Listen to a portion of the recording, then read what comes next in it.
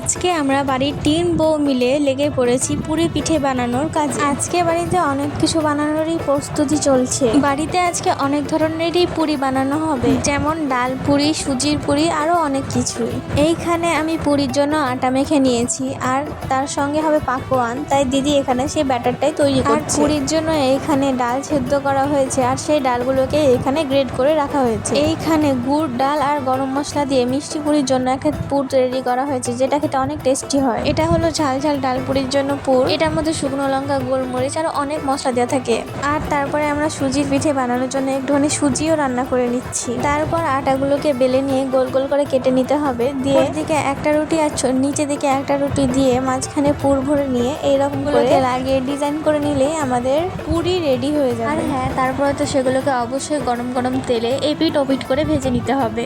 ভিডিওটা ভালো লাগলে একটা লাইক করো আর আমার চ্যানেলটাকে সাবস্ক্রাইব করে দিও। বাই।